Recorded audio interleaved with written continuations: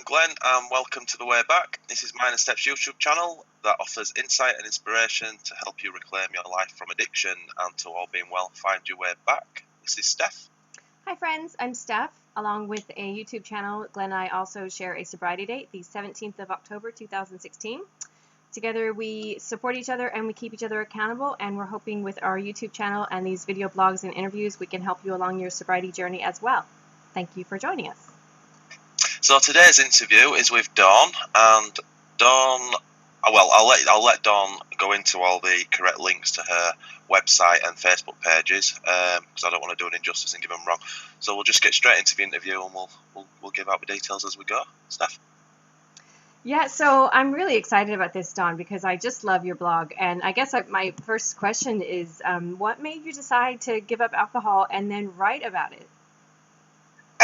Well, I think I've mentioned somewhere right at the beginning, I saw an article on Bored Panda, which was before and after photos of people who had given up drinking. It was kind of already in the back of my mind. My drinking was a bit out of control, particularly at weekends, just spending all weekend feeling rubbish. So when I saw it, which I think was about September, October time, it kind of planted a bit of a seed, and I decided that I was going to, I don't know where the idea for a year came from actually, it was just all a bit bizarre, but I just thought everybody does dry January and I'd try and do a bit longer than that, and then write about it. I did have a previous blog which I did on dating quite a few years ago, and everybody had been quite encouraging about that, so I thought I'd give it a go about being sober. Wow. Amazing. So in one of your blog post entries, I think you titled it "The Journey So Far." You say that the hard bit was actually seeing it through. So what's it been like so far, seeing it through? It's actually been better than I thought. I thought I was going to be a lot more depressed, but actually I was more depressed when I was drinking. I haven't been depressed at all. I did have a bit of a mood last Friday, but apart from that, I've been all right. It's just been a bit crazy, to be honest. I thought that the blog would be popular with my friends, which it was. And then by the time I started advertising it on different sites, it became more and more popular. So that's kind of kept me going.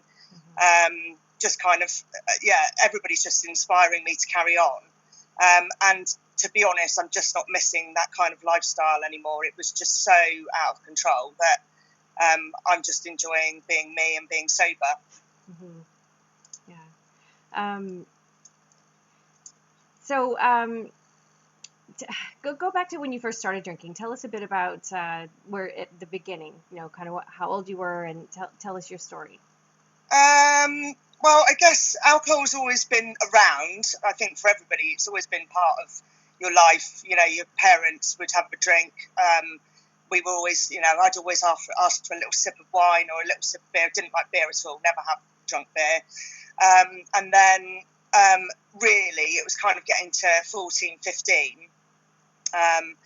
And, starting to go to pubs, starting to have a drink, kind of getting a taste for it. I remember one of the times just before, I was probably 16, so just before I think it was during exams, and I was in London.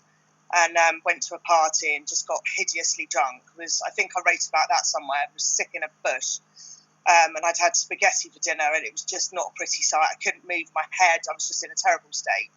And I just kind of, one of the questions to myself is, why would you want to do it again once you've been to that stage? I don't really understand why you think, oh yeah, let's go out and do it all again, but you do. Yeah. And then, my friendship group drank. We met at school. There was a tight group of 7 of us. We would drink together. We would drink a lot. Drinking then became expensive, so we started drinking at home before we went out. So you'd probably have a bottle of wine, 2 bottles of wine sometimes if we didn't go out till late, then drink more. And I was always the sick one, always the one the next day. Not that night, but just the next day, just always ill. Everybody else kind of got up and carried on, but I did suffer, but didn't really listen to my, like now I look back and I'm just thinking, what was I doing? Because I just continued to keep going, keep being sick. Oh, it's the weekend. Rather that it just became such a normality that was part of. I just couldn't handle my drink very well, and the next day would spend all day in bed. Mm-hmm. And it was only really last year that I just got to the point. I just didn't want to do that anymore. I would make arrangements on a Friday night and not make any arrangements for the rest of the weekend, because I knew I'd let people down if I arranged to meet them on Saturday, or I would have drunk on Friday night and then didn't want to drink Saturday, and they were disappointed because I didn't drink with them. It was just all becoming a bit too regular for my liking, really. Mm-hmm. Were you more of a binge drinker then? Yeah, massively. Yeah. I would drink my quota, drink and smoke my quota. You know, people will used to say, how much do you smoke a day? And it's like, well, 5 days a week, I didn't smoke really. I might have one or two, but then I'd have 80 on a Friday night. Well, before they got so expensive. But yeah, it was like en masse. You know, I'd drink everything on a Friday night, spend all day Saturday being sick. Probably wouldn't drink again on Saturday because I was feeling so ill. And then maybe on a Sunday have a glass of wine.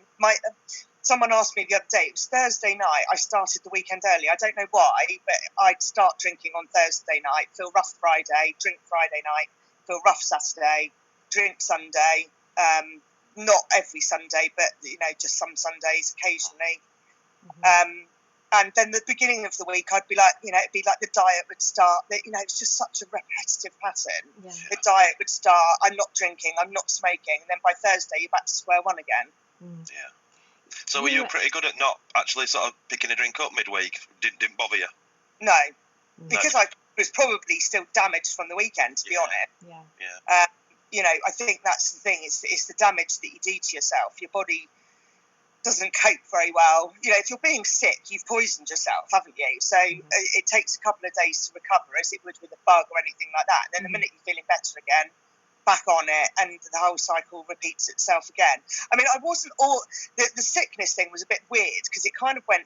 One year I'd be sick, and then the next year I wouldn't, and I kind of thought that was acceptable. Like, oh, this year's my non-sick year, so I'll just crack on as I did before. But I don't feel as rough the next day. Yeah, just bizarre thinking back to it. It's insane that when you look back, and I actually just wrote about that in a piece recently about like when I first started drinking and the binge drinking, like we were drinking beer through funnels, you know, and it was like, yeah, you know, like to get the beer in you as quickly as possible, to get as drunk as you possibly could, as fast as possible. And looking back, I think when you're in it, it just seems so normal because everyone else is doing it. Everyone else is drinking to the point of like throwing up, passing out, not knowing what happened, you know, what the night before, the next day, everyone's laughing about, oh, you did this, you did that. And because everyone does it, it's just considered so normal. But when you come out of that and you look back in, you think, what is that you would poison your body with this stuff, you know, the drink and the cigarettes, and then to the point you're sick the next day, and it's just normal. The normality it is just insane. Or you know, I think now about walking around 2-3 o'clock in the morning, getting home, no idea how I got home. You know, how dangerous it is. I mean, I think it's an age thing as well. I do think I'm kind of like, right, you know, I'm in my 40s, I need to sort myself out. But I'm only talking last year of walking home and not remembering how I got back. You know, by now you should be over that kind of stage, really, and be looking after your safety. It really is just like there's a fog has lifted, and I think reading so much and listening to podcasts and being in touch with so many people with the same problem, you kind of now understand how wrong it was. But when you've been doing it for 20 years, that's your life, isn't it? So you just carry on thinking that is normality. So was that it? Was it basically 24 years of progressively getting worse binge drinking? Was that kind of what it was? Yeah. Whether it got worse or not, really, it was just consistently the same. I mean, I wrote an article yesterday saying about how I would come home from work, you know, stop at the. I mean, the irony is like you used to get a bottle of wine, and now you'd get two because you would be too drunk to drive. So you'd get two just in case, and then I've drunk one in the first hour. So I'll have another one, and then you're like, oh, I've drunk that. And by then, you know, it used to really, I was drunk by then, but then you're like, it's only 10 o'clock on a Friday night, and I normally go to bed at 10 o'clock on a Thursday or a Wednesday. You know, I'm staying up, so let's have a gin. Let's have another cigarette out the window. Let's cry about it because you feel so rubbish. You know, I think it was that. My emotions, I thought I was just a really emotional person, which I think all women are. But I now think that it was affecting my emotions so much. I mean, like my little mood last Friday, that was a little mood compared to my normal moods. Yes, I had a small tear, but I cried, I would say literally at least twice a week when I was drinking about something normally very trivial, that I thought, oh God, the world owes me a favour. And I haven't really cried a lot. I haven't really got that angry. I feel quite, steady emotionally, which I always thought that wasn't part of me, but actually it was because the alcohol was making me something I wasn't. Mm-hmm. I think before we, sort of awake to, sobriety and when you're in that, you just think that you have all these problems in life, got all, and you know what I mean? And you're just a problem person. Yeah. That's what you think, isn't it? You're just like, I cry. Everybody that goes out with me knows that I cry. Mm-hmm. Now, the thought of sitting there bawling my eyes out about something insignificant, I'd be like a bit mortified. Yeah. But I was known as the crier. Yeah. They used to laugh and say after 3 glasses of wine, she would definitely cry. And they were, that was my close friends.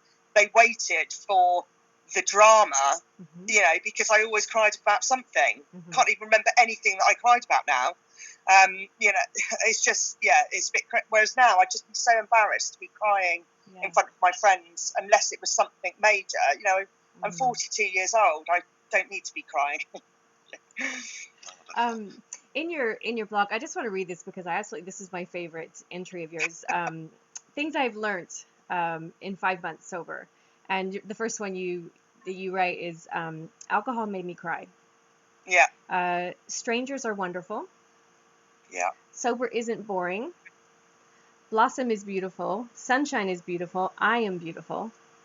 Alcohol made me fat. Fact. We've talked about that a lot on this. People love my story. Slimming world actually works. I don't like parties. You can't have too many friends. I love that. Coffee is my friend. I've met so many people. It's just insane. I think I've got I think it's 2,500 followers, and I suddenly had a thought the other day that actually that's only the people that have pressed the button. That's not everybody who's kind of looking. So then my friend said, "Oh, have you looked at your statistics?" And I was like, "No, I don't have a clue how to do that."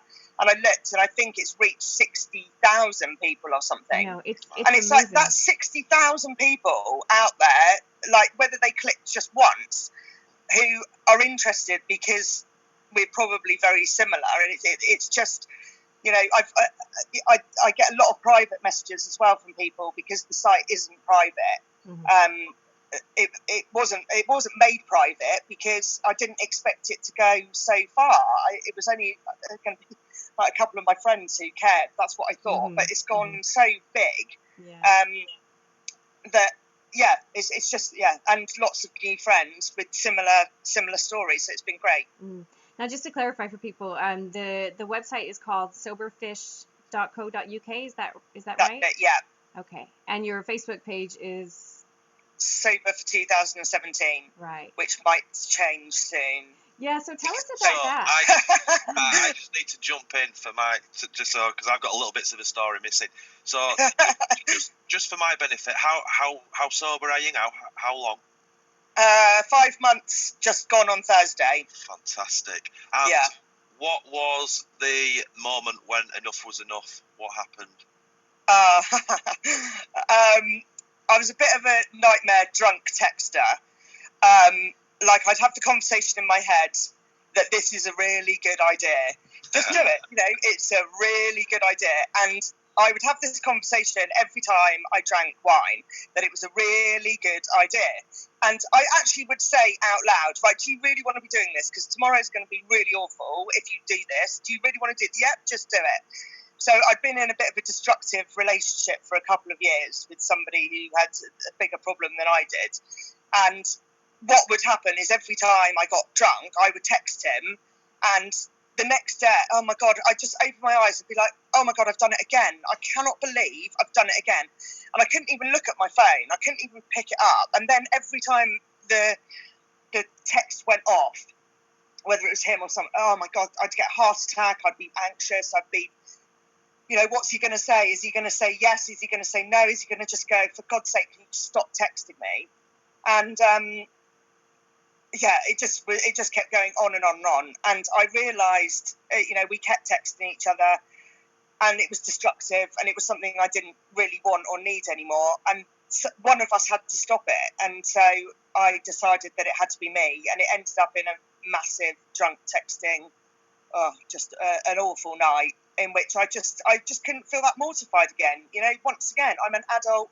I'm 42 years old. I can't be scared of an iPhone by the side of my bed every single time I wake up, from something that I've done myself. And basically it was that. I mean, I love waking up every day and not having that fear, because it got to such a point that I just, as I say, I just couldn't do it anymore. Just, frightening. Wow, I can't even imagine that. We were talking just our last interview with Steffi about that kind of the drunk texting and like I myself, like I've been married 18 years, and so I didn't. There was no texting, there was no emails back when I was dating. So like I didn't ever have that, and I cannot imagine. Like I'm such a technophobe as well. Like I've only just started texting. Like I only just got a smartphone at Christmas, so I that none of that, but I know I would have been that person. I absolutely would have been the drunk texter if I'd had. Or you just completely forget that you did it, and then you get a text and you're like, "What's that? What's that? Oh God! Oh my God! Oh!" Or you've had a whole conversation with somebody that you've just got absolutely no idea about. The phone I was never that bad. I've always been quite good with Facebook, that I have kept away from it, but I've had friends that you wake up in the morning earlier than everybody else, and you read there, and you're like, oh dear, they're not going to be happy with that. Texting them, going, get your post off, because you're going to be really upset when you read that in the morning. So it was the whole social media. I like just remembering everything. I didn't realise that was such a problem, but that was a massive problem for me, not being able to remember, kind of going, oh God, I just don't have a clue. Or the other thing is meeting people, when people always say, oh yeah, I've met you, Dawn, and I'm always like, God, I just don't have a clue, because I've always been drunk, and so they remember me because I'm loud and life and soul of the party, probably making an idiot out of myself, and I don't have a clue who they are, and that's happened quite a few times, and it's just all embarrassing behaviour that I just don't need anymore. So would you consider yourself to be an alcoholic? Do you use that term? I never have, only because I wouldn't say, it's a hard one, because was I dependent on it? I know people say that an alcoholic in some ways is somebody that drinks in the morning and drinks all day and drinks. I wasn't like that. I drank in one sitting, and as I say, I didn't have to drink Monday to Thursday, but the craving on a Thursday, I would not be able to go to the shop on a Thursday, because that was the habit that I was into. It felt if I got home and I didn't have anything, I'd probably go out and get something. But that's the rewarding side that I wrote about yesterday. Thursday, it's nearly Friday. I always drank because it was nearly something. I turned up to so many weddings, so hungover because I was so excited the night before. I've always kind of preempted my little celebrations. So it's hard to say, but I think anything that you rely on to make yourself I thought it made me a better person. It didn't. I miss the freedom of going out and having a few drinks and feeling confident. That I'm really struggling with the going out part of it. I don't really go out that much still at the moment. If I do, it's lunch or dinner, lot of food involved. I don't like being out late. We went to town last night to the cinema, and we came out of the dark at 11 o'clock, and people everywhere, and I was literally like, oh my God, I just need to get home. I'm just not up for this anymore at all. Whereas before, I'd be like the first person, oh yeah, let's go for a drink and be out there. I've changed in that respect. Don't know, it's a hard question, because some people need you to say that you have a problem with alcohol, to believe in you. If you were just somebody that just picked up a drink every now and again, but it wasn't like that. I drank to make myself sick. So yeah, I guess it could be classed as alcoholic, but not Mm. everybody's definition is like that. No, this has been so eye-opening for me recently, and which is strange because I mean, there was a big chunk of my life when I was very much like that. I was a binge drinker, but there was for the most of the time when I would consider myself to have been alcoholic, I was dependent, physically dependent on alcohol. I drank a bottle of vodka almost every day, and but I was not a morning drinker. I drank in one sitting, and it was later in the day, and I was very high functioning. So, but the we've talked recently a lot about the binge drinking, and I guess I didn't realize back then what a problem it is. You know, even if you aren't drinking midweek, you're still, like you say, planning for the Thursday, the Friday, Yeah. and drinking in such excess, and it is very problematic. And yeah, It's I mean, it's planning around it as well. Like yeah. I'm going drinking on Friday night, so I can't go for breakfast on Saturday. Mm-hmm.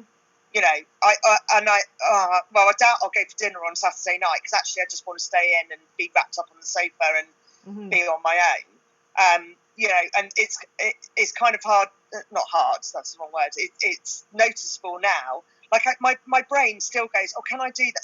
Like Easter weekend, I'd be like, right, we're going to the pub on Friday. How am I going to get home? Well, you drive because you don't drink. Oh yeah, you know, I'm still thinking I need to get a cab, or how do I get there, or where do I leave the car? I still think that at 5 months, like Mm-hmm. it's fading, but it's that kind of planning around how drunk you're going to get and how you're going to get home and where the car's going to be and whether to take the car there, whether to leave it at somebody's house. You know, oh God, the drama of it now. You know, just get in the car, go to the pub, see your friends, have a nice time, come home. It's far easier and cheaper, and you can for everything. But yeah, It's a lot of work. it's a lot of work. It's a lot of work. Drinking. Yeah. And you know, I remember reading somebody was saying that they used to get to the restaurant, and if the waitress hadn't come over and said, what would you like to drink, like within 2 minutes they were like sitting there, and I thought, God, I was like that, like, right, come on, we need to get to the bar, there's a queue at the bar, oh my God, you know, what's this queue at the bar, I need to get there, oh, I'm going to order a bottle because I can't go through this again. So then you sit there with your bottle, so your 3 large glasses of wine, I think there's supposed to be 6 or something in a bottle, but it was 3 for me. And then suddenly you finish that, and then you're on to the next. Well, that's 2 bottles of wine. That's like 30 quid, probably down the drain in like an hour. Mm-hmm. You know, and that's before you've got onto the shots, and you know, oh God, like the thought of doing. I just don't really understand shots. I never have. You know, pure, burning acid, and I was always sick after I'd done that. You know, it was just too hard on my stomach. So I did kind of avoid those in the long run, but like looking back on it now, it makes me cringe. So how much were you drinking, like on average, like on a big night out? How much could you consume? Definitely get a bottle of wine beforehand, before going anywhere. Probably drink most of that. Go out, get another bottle of, you know, if we were with friends, you'd buy a bottle and then the next person would buy the other bottle, so that'd be another bottle. Mm-hmm. And I think the other problem, which I say to people if they are still drinking, my problem was always going back to somebody's house. You know, we never went out for a night at 7 and were home at midnight. We would go back to somebody's house. Then you'd sit there and you'd drink more. And by then you've lost the plot of how much you've actually drunk. Generally spirits, because it's easier to pick up a bottle of spirits to share between groups. So then you're on something different. So, yeah, I mean, I'd say definitely, like on a Thursday night, I'd drink a bottle of wine, because I'd have work the next day, and I thought that was acceptable, you know, a bottle of wine. But you know, some people make a bottle of wine last a week, and there's still some left, so it's probably not great. And then Friday, yeah, if I stayed in, I'd definitely have at least 1.5 bottles, and then you can't leave the other half, can you? No. Yeah. So yeah, 2. Yeah, I always threw the cork away. I never understood keeping the cork. Gonna finish. So no, it's crazy. But then I'm the same with any, you know, I can't have biscuits in the house because I have to eat all of them. You know, if I had a packet of cigarettes, I couldn't leave one and go to bed. You have to stick all of them, you know, and that's it's the binge element, isn't it? That you just, it's got to be all or nothing, and you know, there's nothing in between that. So we said earlier that your Facebook page is called Sober for 2017. So Yeah. what's the correlation between you sort of giving up and then what was your plan? The plan was just for 2017, so it was going to start.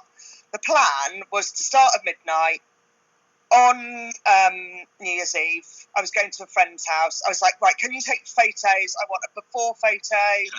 I want prosecco in my hand, and I want a photo of the clock. Like it was all there, and I want it to be 12 o'clock, and then put the prosecco down. I'd offered, you know, I at the time everybody was staying there. I was like, no, I'm going to go home. I was like, if I don't drink and I just have the prosecco, then I'll drive people. You know, I'd had it all planned, and it didn't happen like that because I got terribly ill in November. So the plan was all in place, and then I went on a weekend with friends, which was the 25th of November. The drunken texting incident had been 2 weeks before that, I think. Yeah. The weekend after the drunken texting incident, I was still reeling from that, so I got drunk. And then this weekend was a weekend away with friends, and we drank Friday till late Saturday night. And I think I was already coming down with the flu. I didn't feel quite right. I was emotional. I spent all day Saturday in bed.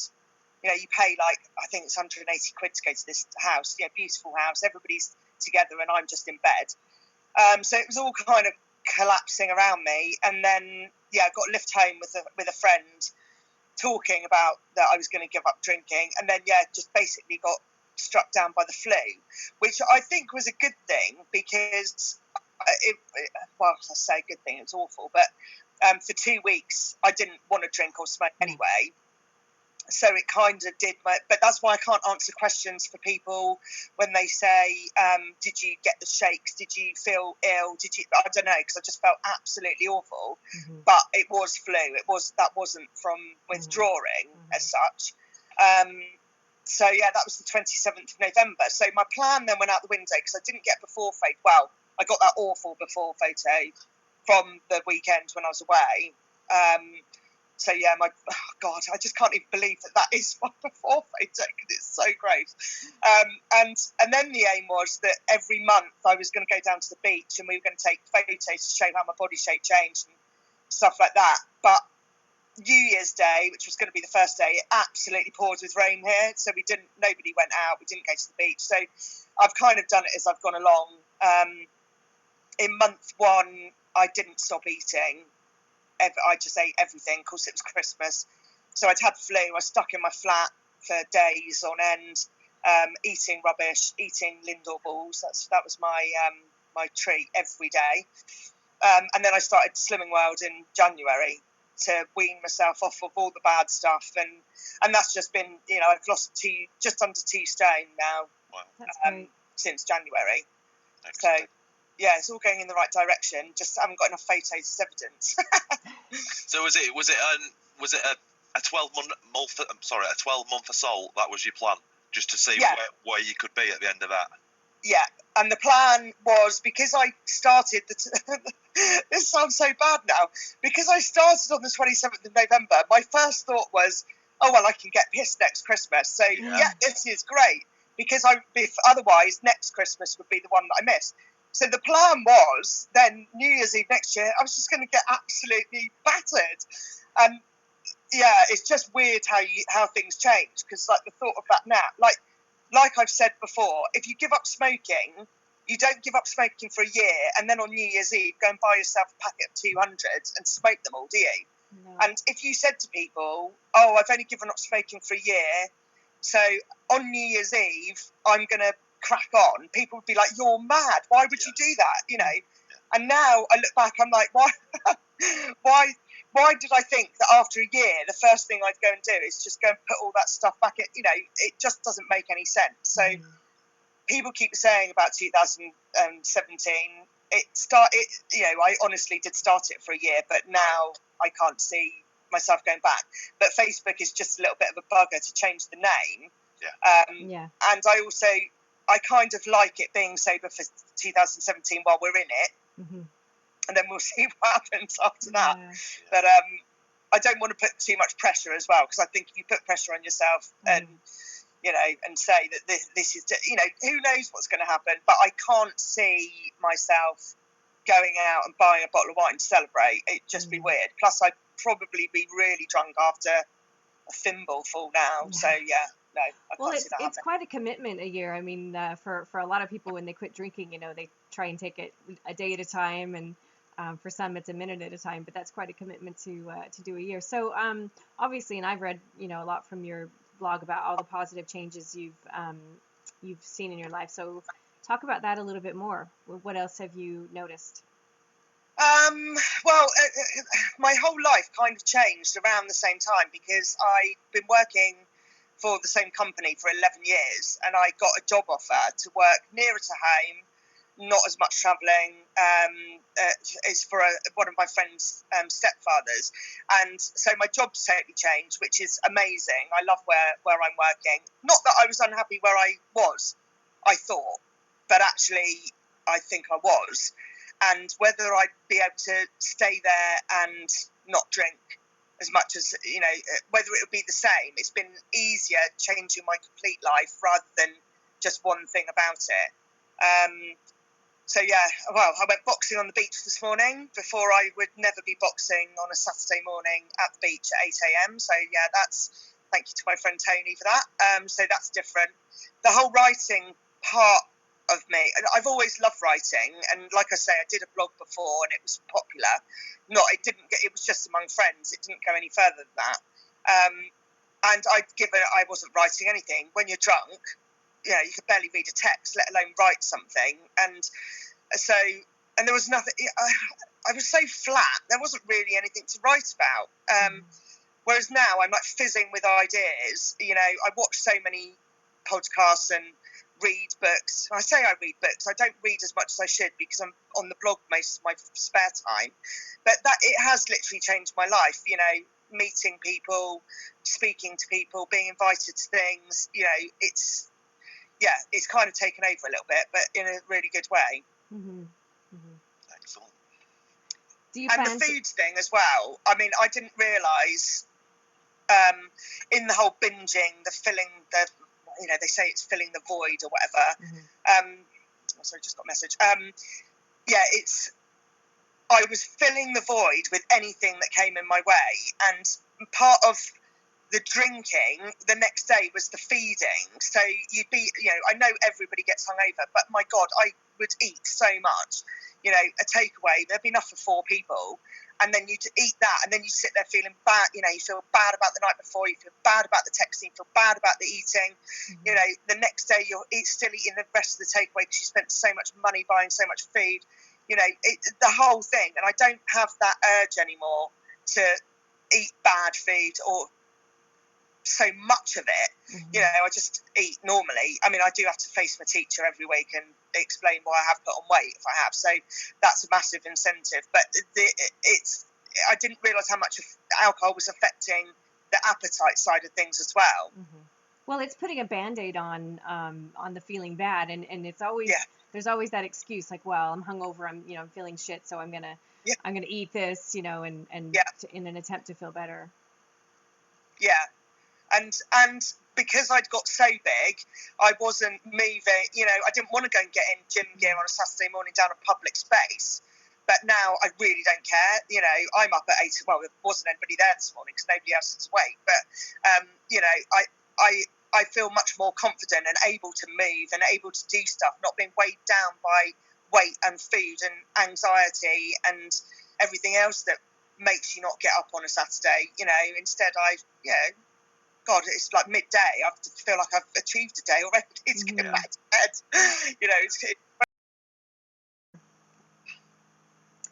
So, Dawn, you talked about all the connections you've made since giving up alcohol. So tell us about the relationships in your life that may have been affected by quitting. I did have some at the beginning.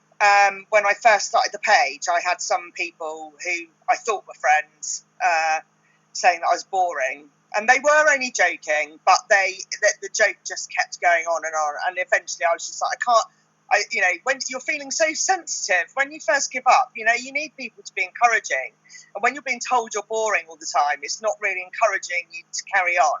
So they were my first casualties. And then since then, it's just been a couple of people. It's just people who really just are not on the same page anymore. And you just kind of, I think you really, you know who your friends are, and then there's other people that you kind of were being covered by the Band-Aid, and you just kind of think, you know, I haven't got time for people that aren't on my side anymore. You know, this is a massive deal for me. If you don't like it, don't follow. I mean, I've got enough people who are interested in what I've got to say, so there's no need to be negative, you know. Social media's got special buttons. If you don't want to see it, you can just press unfollow, and I'll never ever know, you know. It'll be great. My best friend, bless her, went into absolute shock when I first, she just didn't believe it, because she was one of my partner in crimes, and you know, it kind of feels a little bit selfish in a way, because everything is going to change. And it's not their fault, you know. They want to still get drunk with you. Ours are always bank holidays because they work, and you know, bank holidays were our big party times, and that's going to change. But they've been great, you know. We went for lunch last bank holiday rather than staying up all night, and you know, we had a great time. Mostly people have just been. I think people are a bit in awe because it's me, you know, that's done this, and being the party animal, you know, I think some people are still in shock that it's actually gone on for this long. I think everybody kind of presumes that you're going to fall off the wagon at some point, but I've been made so accountable by the blog. I did say the other day, if I did have a drink, it would be letting down so many people as well as myself. And somebody said, "Don't worry, you know, if you fall off the wagon, don't worry about that." And it's like, no, it's not happening. It's not something that is on my radar and will not happen. You know, for me, I don't want that in my life anymore. I'm far happier the way that it is. So yeah, and you know, people have just been so encouraging. It's just been amazing. So yes, relationships have changed some, but that's, you know, it's me adapting as well. It's not just other people adapting. It's me adapting to situations, learning to say no. You know, I don't want to go and sit in a pub all afternoon. What is the point? You can only drink so much. You can drink a lot of Sauvignon, but you can only drink a certain amount of Coke, lemonade, elderflower, you know, because you actually end up really full. I don't know why wine doesn't make you full, but everything else, you're just like, oh God, another drink, no. So, but people have been really accommodating in that, you know, let's go out for dinner then, or do you want to come to my house, or what do you want to do, rather than sitting in a pub all day chewing the fat, which you'll never remember anyway. Yeah. So yeah. Because that used to always be the main activity, whatever it was you were doing, it was the drinking was the thing. I'm curious if anyone in your life, when you were drinking, ever suggested that you had a problem. Yeah, not so much. It's a hard one. I know my mum used to be worried when I lived in London, and I used to come home for the weekend, and so then go back, like stay at my friend's house, then go back home to get changed, my mum's house, and be sick and think that nobody could hear. You know, she's my mother. Of course, she knows that. And I remember, you know, just look after yourself. You know, you're doing damage to yourself. But you don't listen because you're like, oh, what do you know? You know, I'm an adult. I can do what I like. So, yeah, I mean, I know my parents probably thought I drank too much. Friends-wise, we were all drinking the same. Close friends, we were a close group that were all drinking to similar extent. So not that group, but probably from the outside looking into us, we were the party animals. We were the people that stayed awake the latest. We were the people that were always out on bank holidays. You know, my bank holiday would start on Friday and it would end on Monday. And in between, I was trying to get myself ready for the next session, going, oh God, I just don't want to go out again. And before you know it, oh yeah, another bottle of wine down, you're fine, crack on. So I think people have been shocked. I know I've received messages from people who know me but don't know me that well, saying, oh God, I never realised you had a problem. And it's kind of like, it wasn't a problem to the extent that I'd need to go to rehab, for example, but I could go to work every day, and I thought nobody really realised. But, people aren't what this has made me realise, people aren't stupid. When I thought I looked all right, I probably didn't. When I was being sick at work, that they probably knew I was being sick at work, going, oh, she was out last night. Do you know what I mean? But at the time, I thought I looked perfectly normal. The fact I'd got up and gone to work, I was perfectly okay. But, yeah, I think you're very clouded by yourself, really. Well, and this is one of the very perplexing and difficult things about this whole, topic, is just the normalization of it, in our culture, to behave like that regularly, to where it's affecting your relationships, it's affecting your job, it's affecting your life. But everyone, well, not everyone does it to that extent, but I mean, it's just so normalized. Yeah. But then I look around, I used to sit at work and think, I think everybody else has a normal weekend. But I don't know. They think I have a normal weekend. They don't know. So how many other people and now with so many people writing to me and joining the blog and saying, oh my God, what you say is me. It's like I was probably surrounded by people that were having a similar weekend to me. We're just all clever at getting up and going to work and going, oh yeah, went to a barbecue on Saturday, had a lovely time, when they're probably on the floor. Nobody's going to go to work and say, oh my God, I was so drunk on Saturday night, this happened. So I think we're surrounded by it, but we choose to ignore it. We laugh at people. I was talking to a friend the other day, how we laugh at people who get so drunk, how they're on YouTube, how there's videos of, people doing stupid things, and we're all like, that's really funny. No, that person is in a terrible state. They've poisoned themselves to such an extent. They've done whatever they're doing that we think it's video worthy, and now we're laughing at them. And I'm not boring, and I'm not. I just find it unbelievable now that I was one of those people that laughed and thought it was funny, when it's just so not. It's just not funny anymore. Yeah. No, it's true. You look at almost anyone's Facebook feed, and there's that constant sort of, those memes that come up of, the drinking memes. It's like you say, everyone laughs at it. It's so funny, but it is really sad. And once you quit drinking, I think there's a lot of people who look at us like we're the party poopers, and we've lost our sense of humor, and But it's a bit sheep mentality, isn't it? If someone laughs and then passes the video on, and we all go, oh, that's really funny. I kind of want to be a different sheep. I want to go, this is not right anymore. This, is costing us a lot of money. Number one, it's costing so much money to get in a state that you don't remember what you're doing. Yeah, it's funny at the time. Of course, I don't regret anything that I've done. I've had some great nights of what I can remember of them. But the next day is now not worth the trade-off. It's just not worth it. Maybe when I was 17 and I woke up the next day and bounced back to school, then great. But I can't bounce back to the person that I want to be as quickly as I'd like to with the sheer volume that I was drinking. No, it's not sustainable. It's really not. So I guess, Glenn, sorry, I feel like I'm hogging this interview. Do you have any other questions? All right, that's fine. No. Still there.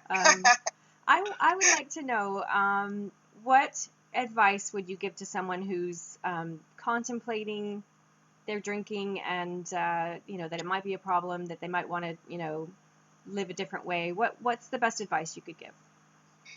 I'm asked this quite a lot, like private messaging. People message me and ask, how did you do it? I gave up and I didn't drink again, but that's not realistic. That doesn't happen to everybody, and it took a long time to get there. Obviously there's different people with different levels of problems with alcohol, and some people need to seek medical advice before they give up. But if somebody is similar to myself, I just think it's literally taking a day at a time, saying I'm not going to drink today, or I'm not going to drink tomorrow.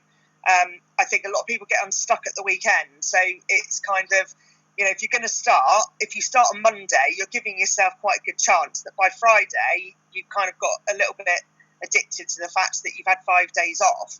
I think you probably will fail if you start on a Friday and go to the pub with your friends.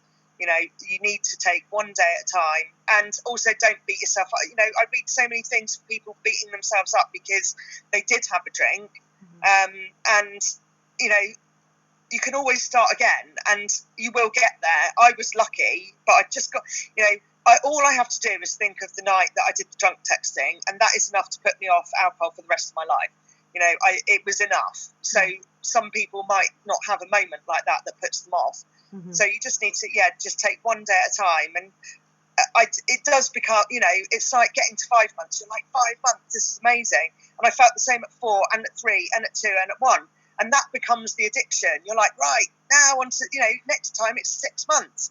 You know, 6 months. I never thought I'd be at 6 months. We're halfway through what was a year-long project. You know, that's just amazing.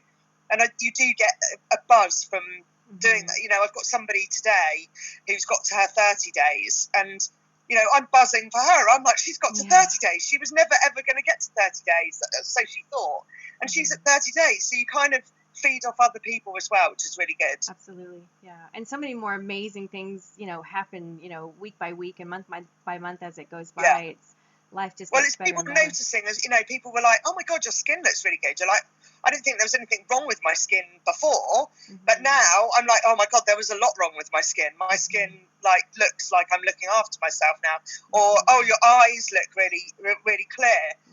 You know, again, I thought I looked okay, and I just looked awful, like puffy, fat.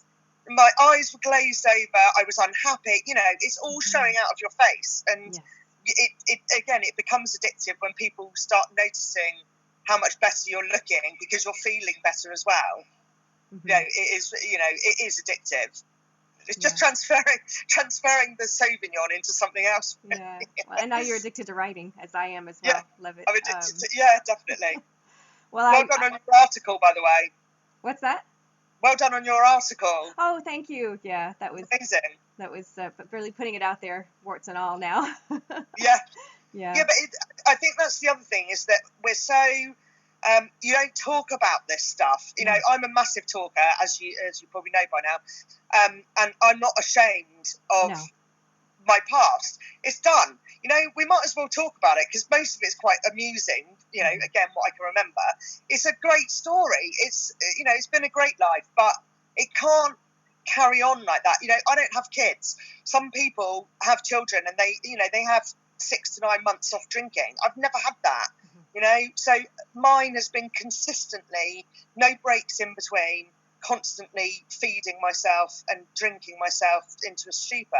So, you know, I'm sure some people are like, oh God, I wouldn't put that out there, but I've helped so many people just by telling the story as it is, that surely that's got to be worth it. You know, there's no point in putting, you know, a nice spin. It's not nice. Some of the stories are not very nice. Some of the times were bloody awful. But I'm not going to sit here and go, oh yeah, drinking's amazing, when it's not. You know, I could have bought a house by now with the amount of money that I've literally drunk down my throat. It's you know, I don't know what I was doing. I was mad for 20 odd years.